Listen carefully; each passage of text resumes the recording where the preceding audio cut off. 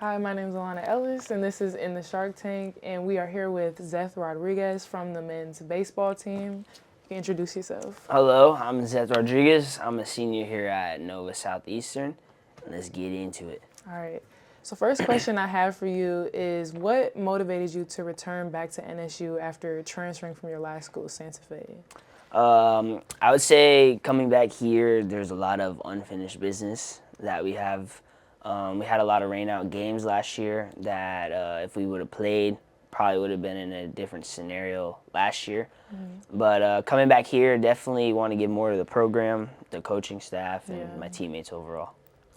And how has your time at NSU developed you as a player compared to your last school? Definitely made me mentally stronger because JUCO, obviously Santa Fe was my last school. Yeah. It's a very mentally challenging, like 2 years. You know, everyone sees like the upside. Like you go JUCO, you can get drafted out of those 2 years. You Right. can go Power 5, D1, but it's very mentally on your body, physically, and like mentally when you have to juggle school, 5 games a week, Oh, yeah. practices on top of that. It's definitely a grind that it's not for the weak. Right. And with your 44 appearances and 43 starts last season, what do you plan to bring into this next season coming up? Just fit a better role in the lineup. Right. You know, last year I struggled early on with runners on base, trying to drive them in, but just couldn't do my job. This year, definitely plan on providing that success early on, and hopefully it stays out throughout the year. And I wanted to touch back on like your last school, and it was a JUCO, right? Yes. So can you like explain more what that experience was like being at that school compared to being at NSU now? Okay, so being here now, you definitely have more, I would say, chill time Chill time versus okay. JUCO. JUCO, you're looking at like a 7:30 wake up if you don't have Yeah. weights in the morning. Definitely waking up early, 7:30, and then you're not getting home till like 6 o'clock at night, 7 o'clock at night. It's a long So you're day. working like a 12-hour day basically. Yeah. It's definitely not for the weak at all. In your experience, like being in the transfer portal, because I've been in the transfer portal too, and I know what it's like. It's tons of people in there, especially ever since like COVID happened. Yeah, a lot. So when you had entered the transfer portal, like what were your thoughts and feelings? Like were you nervous about where you were going, or did you kind of have an idea? Okay, so out of high school, I had like from COVID, like, everything was shut down basically. So Yeah. I couldn't travel for no visits, couldn't travel to do camps, nothing. So everything was shut down. My recruiting process got shut down. Like the schools I was going to shut down because the 5th year and 6th year seniors that got their year back for COVID or redshirt or whatever, Yeah. they ended up going back. The draft was shut down. I'm pretty sure to like 5 rounds from like a lot. I don't know, 40 or something like that. So it definitely cut my process shorter. And then getting that offer to a JUCO made my life a lot easier, obviously. You know, I stayed in Florida.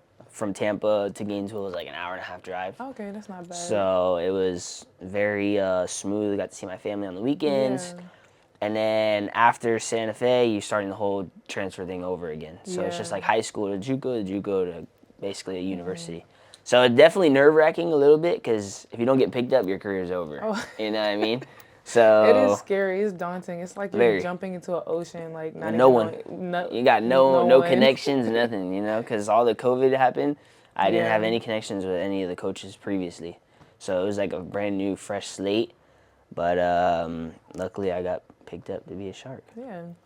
And being a senior and also a leader on the team. So, what are some goals that you have set for yourself and for your team in this upcoming season? I would say the number one goal would be to win a ring, obviously. Yeah. To be able to get to carry and make it that far would be amazing for us and the team.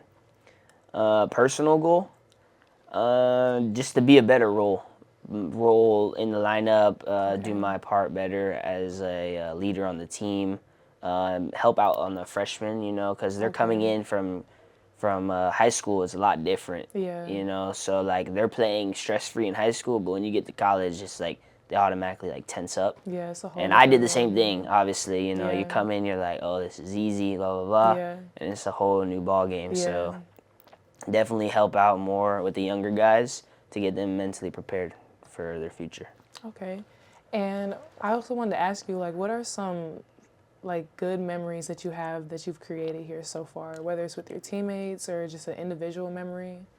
I would say on the road. On the road plays a big part. If you have good team chemistry, you want to, when you're on the road, your teammates are hanging out with each other. You're in their hotel room, you're in theirs, going to dinner, you know, so being on the road is very fun.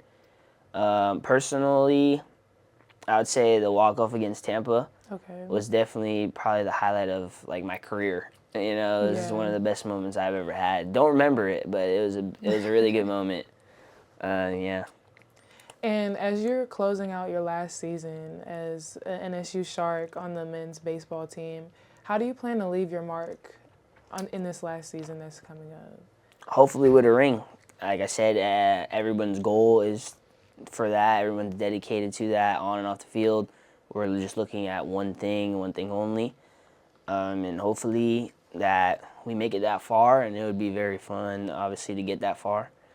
And personally, maybe to be the all-time on-base leader. You know, I got 20 games left, and 20 games maybe I can get it, and it would be a very good accomplishment.